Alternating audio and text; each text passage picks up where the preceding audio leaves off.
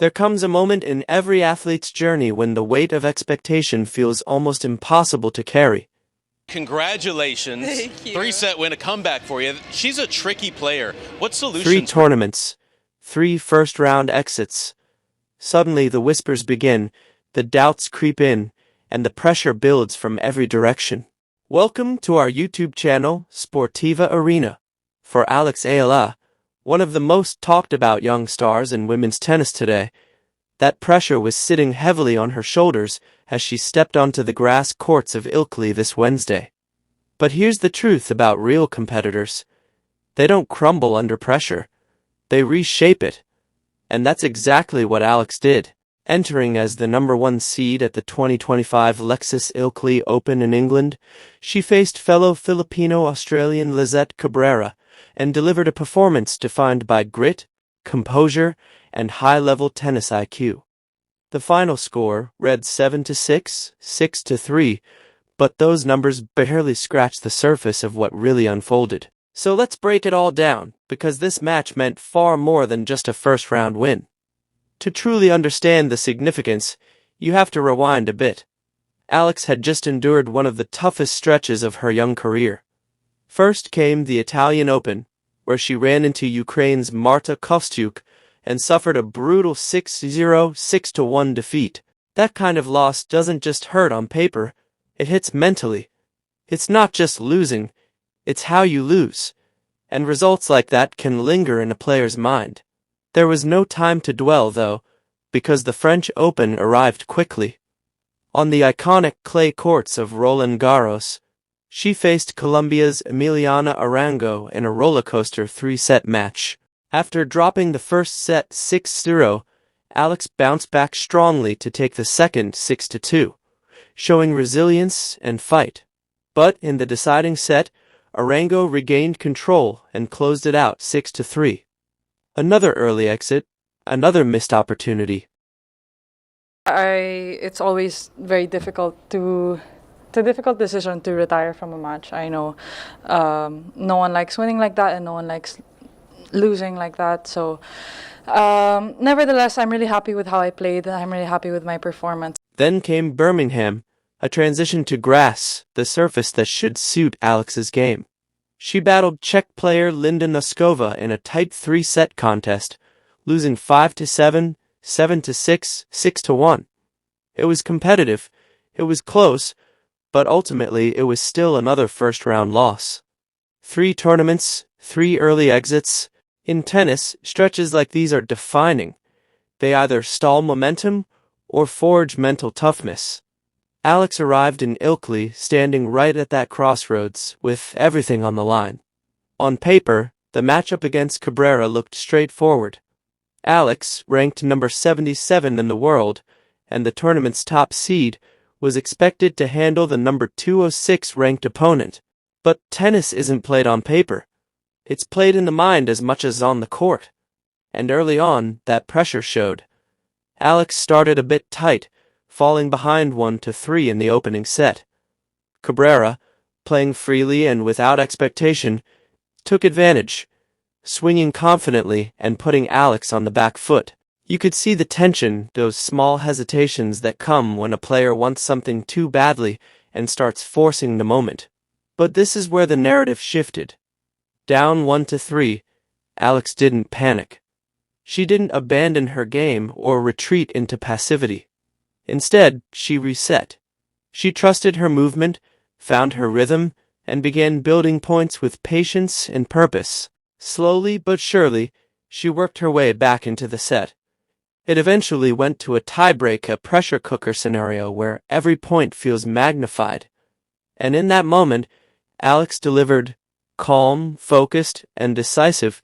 She took control of the tiebreak what were you guys and claimed working the on first in set. particular? That was the turning point. You could feel the energy change.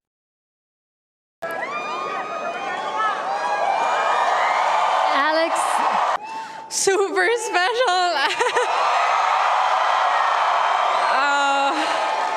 Yeah, every round is such a battle and, so filled with tension. So I'm really happy with how I performed. yeah, and I'm really happy to be able to share it with all of you. Thank you.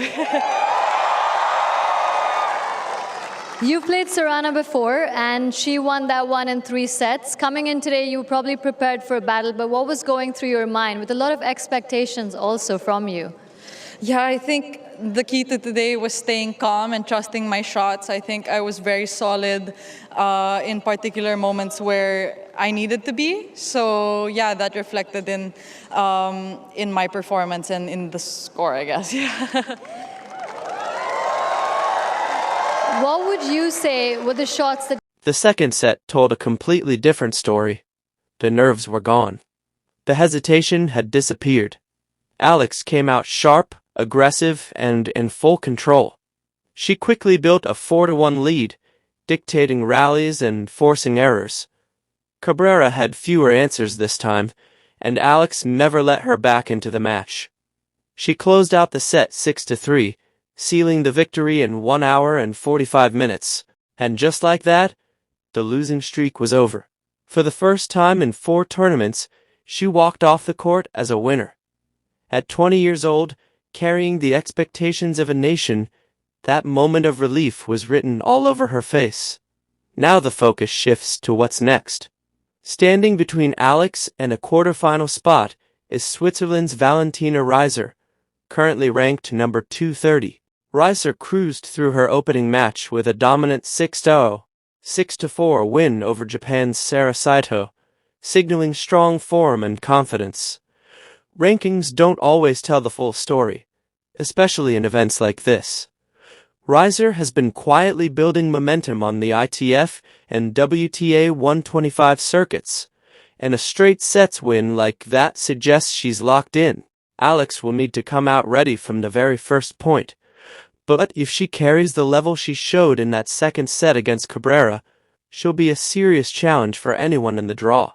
It's also important to zoom out and look at the bigger picture. Ilkley isn't just another stop. It's part of a much larger journey. Wimbledon is right around the corner, the most iconic tournament in tennis. The grass courts of the All England Club, the tradition, the history. It's the dream stage. Alex is expected to make her main draw debut there on June 30th, and that's a massive milestone. Just months ago, she was ranked outside the top 100, grinding through qualifiers and smaller tournaments. Then came the breakthrough. Alex, congratulations. Abangan namin yung laro. Stress kami.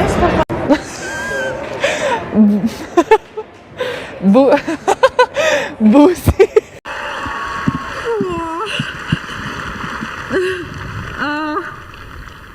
Oh my god. Okay.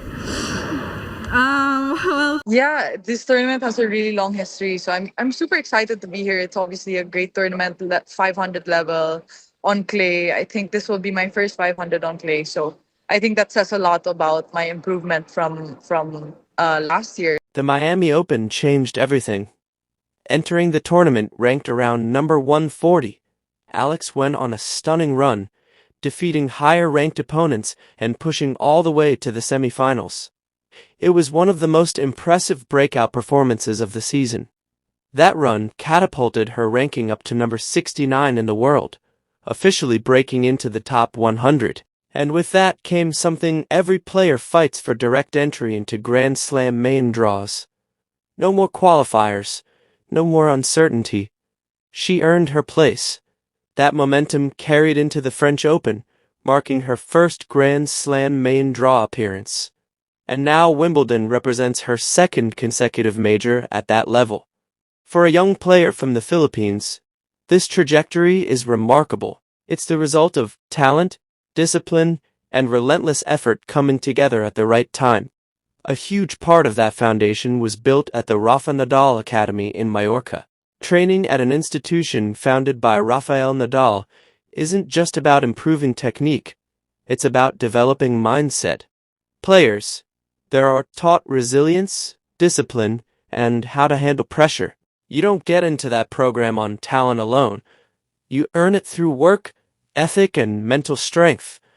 And what we saw from Alex in Ilkley, the composure under pressure, Biggest crowds we've seen stay this late to see a player play. So what does it mean to have this following, especially at this time of night, especially with it being cold and being the last match? It means the world to have this community behind me in such a prestigious tournament. And for them to make the effort to stay up late and stay in the cold and cheer me on. So it really added to the feelings and the emotions after the match, yeah.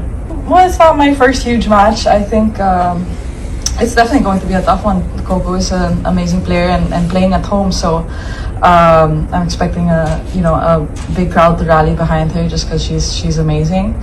But it's like every other match, Today I had to dig really deep, so I'm expecting that the next match I have to do even more, So I'm ready and I'm looking forward to it. Yeah. No, I'm excited. Like I said the other day when you asked me, it was a tough match for me last time. I think she played really well, so all I can do is take the learnings that I have from our last match and try to implement that in our next one.